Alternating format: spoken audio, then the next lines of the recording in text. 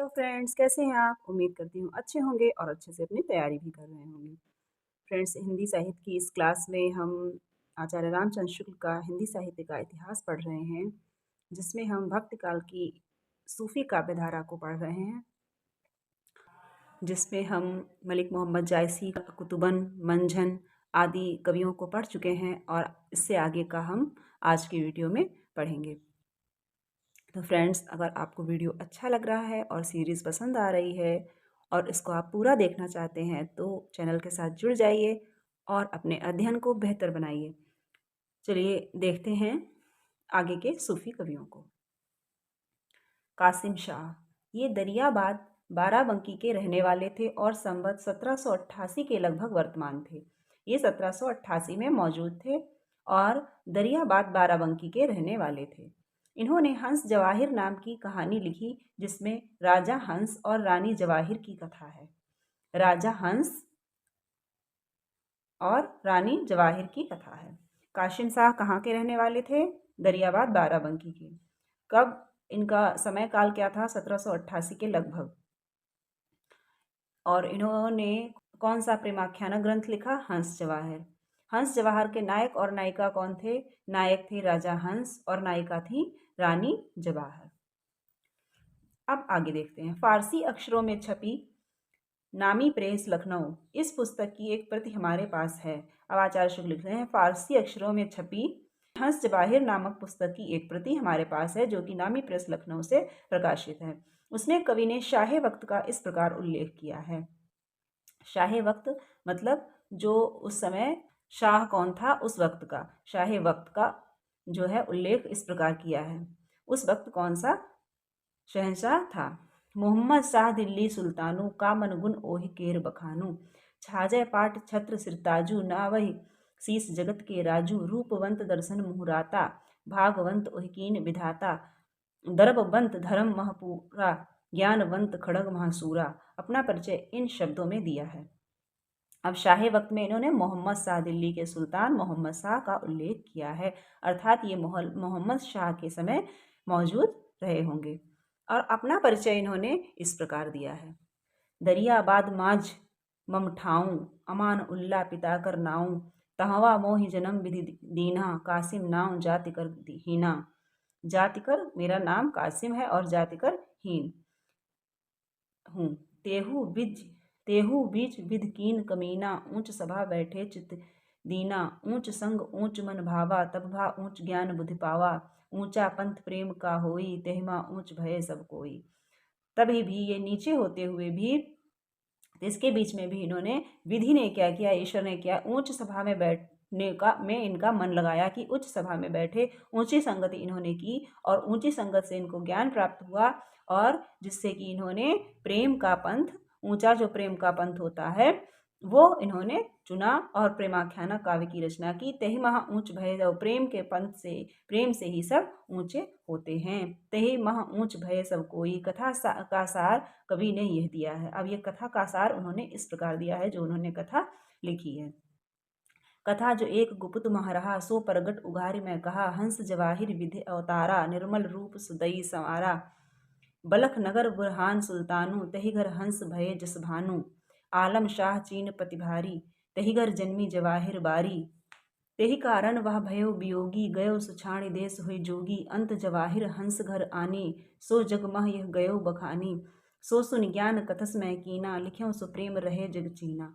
इनकी रचना बहुत निम्न कोटि की है। अब आचार्य शुक्ल ने क्या कहा है? इनकी रचना बहुत निम्न कोटि की है। इन्होंने जगह जगह जायसी की पदावली तक ली है पर प्रौढ़ता नहीं है। इन्होंने जगह जगह पर जायसी की पदावली भी ले ली है, परंतु फिर भी उसमें प्रौढ़ता नहीं आने पाई है। तो किस प्रेमाख्यानक काव्य को निम्न कोटि का कहा है? आचार्य शुक्ल ने किस कवि के प्रेमाख्यानक काव्य को निम्न कोटि का कहा है? तो कासिम शाह को। और ये कथन जो है ये भी इम्पोर्टेंट है। इतना ही पेपर में अगर आ जाएगा परीक्षा में, इनकी रचना बहुत निम्न कोटि की है, तो आचार्य शुक्ल ने ये कथन किसके संदर्भ में कहा है? इस प्रकार भी क्वेश्चन बन सकता है। अब आगे देखते हैं। नूर मोहम्मद, ये दिल्ली के बादशाह मोहम्मद शाह के दरबार में थे और सबरहद नामक स्थान के रहने वाले थे, जो जौनपुर जिले में जौनपुर आजमगढ़ की सरहद पर है। ये दिल्ली के बादशाह मोहम्मद शाह के दरबार में थे, जो कि जिनका जिक्र पहले किया जा चुका है, और सबरहद नामक स्थान के रहने वाले थे।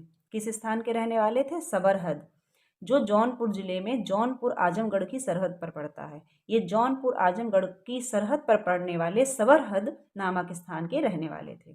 पीछे सबरहद से ये अपनी ससुराल भादों जिला आजमगढ़ चले गए, और उसके बाद ये अपनी ससुराल भादों जो कि जिला आजमगढ़ में पड़ती है वहाँ चले गए। इनके ससुर शमसुद्दीन को और कोई वारिस न था, इससे वे ससुराल ही में रहने लगे। इनके ससुर का कोई वारिस नहीं था, इसलिए वो वहीं रहने लगे अपनी ससुराल में। नूर मोहम्मद के भाई मोहम्मद शाह सबरहद ही में रहे। नूर मोहम्मद के दो पुत्र हुए, गुलाम हसनैन और नसीरुद्दीन। नसीरुद्दीन की वंश परंपरा में शेख फिदा हुसैन अभी वर्तमान हैं। ये किस परंपरा में थे? नसीरुद्दीन की वंश परंपरा में शेख फिदा हुसैन, जो सबरहद और कभी कभी भादों में भी रहा करते हैं। इनकी अवस्था इनकी 80 वर्ष की है। नूर मोहम्मद फारसी के अच्छे आलिम थे, और इनका हिंदी काव्य भाषा का भी ज्ञान और सब सूफियों से अधिक था। ये कौन थे? फारसी के अच्छे आलिम थे, और हिंदी काव्य भाषा का भी ज्ञान इन्हें अन्य सूफी कवियों से अधिक था। फारसी में इन्होंने एक दीवान के अतिरिक्त रौज़तुल हकायक इत्यादि बहुत सी किताबें लिखी। नूर मोहम्मद की फारसी में लिखी हुई रचना कौन सी है? रौज़तुल हकायक। यहाँ से एक क्वेश्चन आपका बन सकता है कि नूर मोहम्मद के फारसी में लिखी हुई रचना कौन सी है? तो वो है रौज़तुल हकायक। या रौज़तुल हकायक जो है वो किस कवि की रचना है, जो असावधानी के कारण नष्ट हो गई? जो रौज़तुल हकायक नाम की रचना है वो असावधानी के कारण नष्ट हो गई। अब आगे देखिए, इन्होंने 1157 हिजरी संवत 1801 में इंद्रावती नामक एक सुंदर आख्यान काव्य लिखा। इन्होंने इंद्रावती नाम का एक सुंदर आख्यान काव्य भी लिखा है, जिसमें कलिंजर के राजकुमार और आगमपुर की राजकुमारी इंद्रावती की प्रेम कहानी है। इंद्रावती नाम की एक जो रचना है वो उसमें कलिंजर के राजकुमार और आगमपुर की राजकुमारी इंद्रावती की कथा है। इंद्रावती किसके द्वारा लिखित है? तो नूर मोहम्मद। इसका रचनाकाल 1801 ईस्वी। इसका नायक कौन है? कलिंजर का राजकुमार और नायिका कौन है? इंद्रावती। कवि ने प्रथानुसार उस समय के शासक मोहम्मद शाह की प्रशंसा इस प्रकार की है। जो कि प्रथा चली आ रही थी अपने समय के शहंशाह की प्रशंसा करने की, तो उसके अनुसार इन्होंने मोहम्मद शाह की प्रशंसा की जो उस समय वर्तमान थे। करो मोहम्मद शाह बखानू, सूरज है दहली सुल्तानू, धर्म पंथ जग बीच चलावा, निबर न सबरे सो दुख पावा, बहुते सला तीन जग केरे, आय सहास बने हैं चेरे, सब काहू पर दाया धरई, धर्म सहित सुल्तानी करई। ये इन्होंने मोहम्मद शाह के विषय में लिखा है। कवि ने अपनी कहानी की भूमिका इस प्रकार बांधी है। ये जो हैं पंक्तियां, ये इंद्रावती नामक प्रेमाख्यानक काव्य की पंक्तियां हैं, जो कि नूर मोहम्मद द्वारा लिखित है। मन द्रगसो एक रात मझारा, सूझ परा मोहि सब संसारा, देख्यो एक नीक फुलवारी, देख्यो तहाँ पुरुष और नारी, दो मुख शोभा बरन न जाई, चंद्र सूरज उतरे भुई आई, तपी एक देख्यो तेहि ठाऊं, पूछ्यो तासो तिनकर नाऊं, कहा अह राजा और रानी, इंद्रावती और कुंवर ज्ञानी, आगमपुर इंद्रावती कुंवर कलिंजर राय, प्रेम होते दोहुन कहाँ, दीना अलख मिलाए। इस प्रकार से ये जो कहानी में क्या है वो उन्होंने यहाँ इन पंक्तियों में वर्णित किया है। जो भूमिका बांधी है कि क्या वर्णन करने वाले हैं हम काव्य में, वो भूमिका इस प्रकार है। ये भी इंद्रावती की लाइन्स हैं, पंक्तियां हैं, इनको भी आप ध्यान से पढ़ लीजिएगा। कवि ने जायसी के पहले के कवियों के अनुसार 5-5 चौपाइयों के उपरांत दोहे का क्रम रखा है।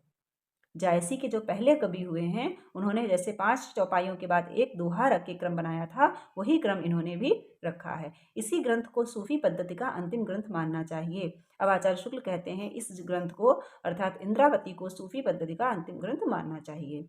इन्होंने भी 1 2 3 4 5 चौपाइयों पे ये एक दोहा रखा है, और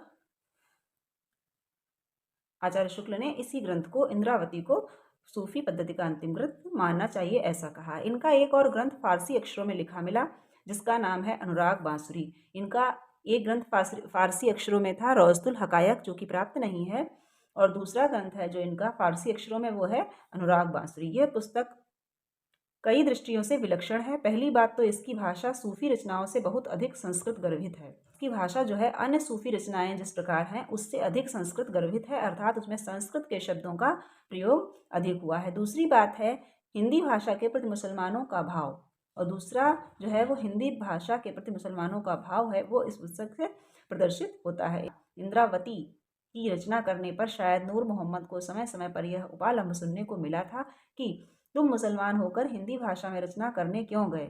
इसी से अनुराग बांसुरी के आरंभ में उन्हें यह सफाई देने की जरूरत पड़ी।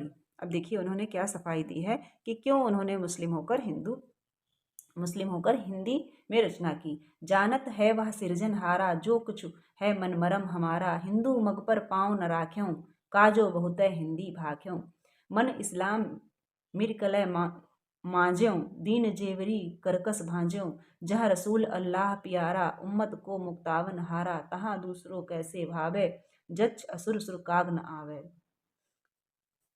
ये जो इन्होंने पंक्तियां कही हैं ये इन्होंने सफाई देते हुए कि कही हैं कि क्यों उन्होंने मुस्लिम होते हुए हिंदी में रचना की है। इसका तात्पर्य, ये इंपॉर्टेंट लाइन्स हैं, इनको भी आप ध्यान रख लीजिएगा और चाहे तो आप स्क्रीनशॉट भी ले सकते हैं। इसका तात्पर्य यह है कि संवत 1800 तक आते आते मुसलमान हिंदी से किनारा खींचने लगे थे।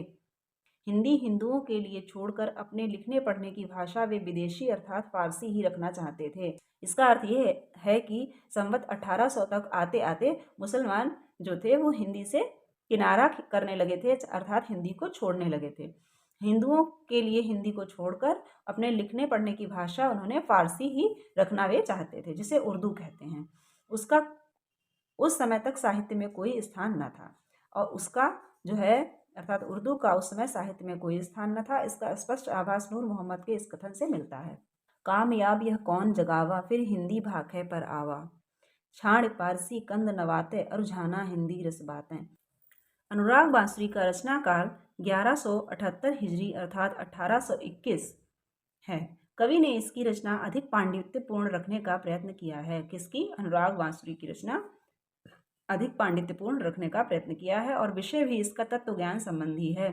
अनुराग बांसुरी का विषय क्या है? अनुराग बांसुरी का विषय तत्व ज्ञान संबंधी है। शरीर, जीवात्मा और मनोवृत्तियों को लेकर पूरा अध्यवसित रूपक एलेग्री खड़ा करके कहानी बांधी है। अनुराग बांसुरी का विषय क्या है? तत्व ज्ञान संबंधी है और इसमें शरीर, जीवात्मा और मनोवृत्तियों को लेकर अध्यवसित रूपक एलेग्री खड़ा करके कहानी बांधी है। और सब सूफी कवियों की कहानियों के बीच में दूसरा पक्ष व्यंजित होता है, पर यह सारी कहानी और सारे पात्र ही रूपक हैं। इसमें जैसे अन्य कवियों की कहानियों में दूसरा पक्ष व्यंजित होता है वो यहाँ पर नहीं है। यहाँ सारी कहानी और सारे पात्र रूपक हैं। एक विशेषता और है, चौपाइयों के बीच बीच में इन्होंने दोहे न लिखकर बरवे लिखे हैं। और एक विशेषता जो है अनुराग बांसुरी की क्या है कि इन्होंने जो चौपाइयों के बाद दोहे रखे हैं कवियों ने, वहां पर इन्होंने दोहे ना रखकर बरवे का प्रयोग किया है।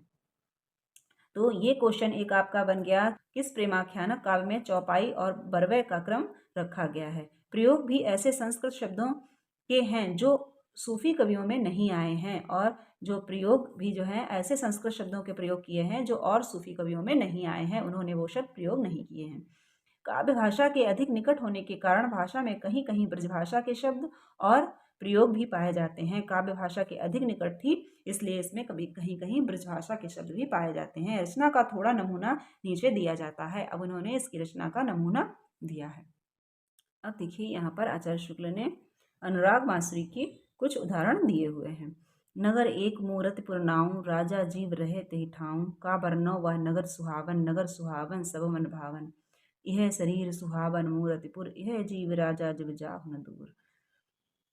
तनुज एक राजा के रहा, अंतःकरण राम सब कहा, सौम्यशील सुकुमार से आना, सो सावित्री स्वांत समाना, सरल सरन जो सो पग धरै, नगर लोग सुधय पग परै, वक्र पंथ जो राखै पाऊँ, वह अध सब होई बटाऊ, रहे संघाती ताके पत्तन ठाऊं, एक संकल्प विकल्प सो दूसर नाव, बुद्धिचित दुई सखा सरेखै, जगत बीच गुण अवगुण देखै, अंतःकरण पास नित आवै, दर्शन देख महासुख पावै, अहंकार तह तीसर सखा निरंतर, रहे उचारी के अंतर नैसुख अंतर। अंतःकरण सदन एक रानी, महामोहनी नाम सयानी, बरन न पारौ सुंदरताई, सकल सुंदरी देख ल जाई, सर्व मंगला देख असीस, चाहे लोचन मध्य बईस। कुंतल झारत फांदा डारै, लक्षित वन सो चपला मारे, अपने मंज रूप बहदारा, रूप गर्विता जगत मझारा, प्रीतम प्रेम पाई वह रानी, प्रेम गर्विता भई प्यारी, सदा न रूप रहत है अंत नसाय, प्रेम रूप के नासई पे घट जाए। ये लाइंस आप जो है 2-3 बार पढ़ लीजिएगा और स्क्रीनशॉट ले लीजिए, तो आप आगे भी इसको अच्छे से पढ़ सकेंगे और कहीं ना कहीं आपके माइंड में ज़रूर रह जाएंगी। जैसा कि कहा जा चुका है, नूर मोहम्मद को हिंदी भाषा में कविता करने के कारण जगह जगह इसका सबूत देना पड़ा है कि वे इस्लाम के पक्के अनुयायी थे, अतः वे अपने इस ग्रंथ की प्रशंसा इस ढंग से करते हैं। ये तो प्रसिद्ध है कि जब इन्होंने इंद्रावती नामक जो प्रेमाख्यानक काव्य लिखा था, इसके लिए इनको कई जगह जगह पर उपालंभ मिले थे कि इन्होंने मुसलमान होते हुए हिंदी में कविता क्यों रची। इनको स्पष्टीकरण देना पड़ा कि वे इस्लाम के ही अनुयायी हैं, उन्होंने केवल रचना हिंदी में की है। अब वे अपने इस ग्रंथ की अनुराग बांसुरी की प्रशंसा इस प्रकार करते हैं। यह बांसुरी सुने सो कोई, हृदय स्रोत खुला जही होई। ये जो है इम्पोर्टेंट लाइन्स हैं। निसरत नाद बारुनी साथा, सुनि सुधि चेत रहे के ही हाथा। सुनते जो यह सबद मनोहर, होत अचेत कृष्ण मुरलीधर। यह मुहम्मदी जन की बोली, जामै कंद नबाते घोली। बहुत देवता कोचित हरै, बहु मूरति औंधी हुई परै। बहुत देवहरा ढाही गिरावै, बहुत देवहरा ढाही गिरावै। शंखनाथ की रीति मिटावै, जहाँ इस्लाम मुख सो निसरी बात। तहाँ सकल सुख मंगल कष्ट नसात। सूफी आख्यान काव्यों की अखंडित परंपरा की यही समाप्ति मानी जाती है। अब ये नूर मोहम्मद से ही सूफी की जो परंपरा है, इसकी समाप्ति मानते हैं आचार्य शुक्ल। इस परंपरा में मुसलमान कभी ही हुए हैं, केवल एक हिंदू मिला है। सूफी मत के अनुसार सूरदास नामक एक पंजाबी हिंदू ने शाहजहां के समय में नल दमयंती कथा नाम की एक कहानी लिखी थी, पर इसकी रचना अत्यंत निकृष्ट है। अब यहाँ पर ये ध्यान देने वाली बात है कि केवल एक हिंदू मिलता है। इस किसमें, प्रेमाख्यानक काव्य की जो परंपरा है उसमें सभी मुस्लिम कवि हैं, केवल एक हिंदू मिलता है। वह हिंदू इन्होंने किसको माना है, सूफी मत के अनुयायी सूरदास नामक एक पंजाबी, सूरदास नामक एक पंजाबी को माना है इन्होंने एकमात्र सूफी कवि। कैसे, शाहजहां के समय में नल दमयंती कथा नाम की एक कहानी लिखी थी। इन सूरदास पंजाबी जो थे, इन्होंने नल दमयंती कथा नाम की एक कहानी किस समय लिखी थी, शाहजहां के समय। उसी के आधार पर इन्होंने आचार्य शुक्ल ने इनको सूफी परंपरा में रखा है। पर इसकी रचना, परंतु ये जो रचना है इनकी, ये अत्यंत ही निकृष्ट है, इसको स्पष्ट रूप से आचार्य शुक्ल लिखते हैं। और इसको आप बिल्कुल क्लियर करके नोट कर लीजिएगा कि एकमात्र हिंदू कवि आचार्य शुक्ल ने किसको माना है, तो सूरदास पंजाबी को, न कि ईश्वर दास को। जबकि हिंदू कवियों में, सूफी प्रेमाख्यानक में अगर हिंदू कवि की बात की जाए तो लोग ईश्वर दास का नाम लेते हैं, जिनकी रचना है सत्यवती कथा। साहित्य की कोई अखंड परंपरा समाप्त होने पर भी कुछ दिन तक परंपरा की कुछ रचनाएं इधर उधर होती हैं। जब कोई अखंड परंपरा चलती है, जैसे सूफी प्रेमाख्यानक की परंपरा चली थी, तो ये समाप्त होते होते भी कुछ न कुछ उसकी रचनाएं होती ही रहती हैं, ऐसा आचार्य शुक्ल बता रहे हैं। तो इसके बाद भी जो रचनाएं होती रही थी, उनमें चतुर्मुकुट की कथा और यूसुफ जुलेखा का उल्लेख योग्य हैं, जिनका नाम लिया जा सकता है उसमें। जो कि नूर मोहम्मद के बाद की रचनाएं हैं, उसमें चतुर्मुकुट की कथा और यूसुफ जुलेखा का उल्लेख किया जा सकता है। आज ये सूफी काव्यधारा प्रेमाश्रयी काव्यधारा फ्रेंड्स यहीं पर समाप्त होती है। आज ये सूफी काव्यधारा अर्थात प्रेमाश्रयी काव्यधारा फ्रेंड्स यहीं पर समाप्त होती है। इसके बाद हम पढ़ेंगे सगुण भक्ति धारा में राम भक्ति शाखा को। तो फ्रेंड्स, अगर आपको ये सीरीज़ अच्छी लग रही है और वीडियो अच्छे लगते हैं तो प्लीज़ लाइक कर दिया करिए, शेयर कर दिया करिए, ताकि अन्य भी जिनको ज़रूरत है उनको भी ये वीडियोस मिल सकें और वो भी इसका लाभ उठा सकें। तो चैनल को सब्सक्राइब कर लीजिए और बेल आइकन प्रेस कर दीजिए, ताकि आपका कोई भी वीडियो इस सीरीज़ का मिस ना हो सके। धन्यवाद।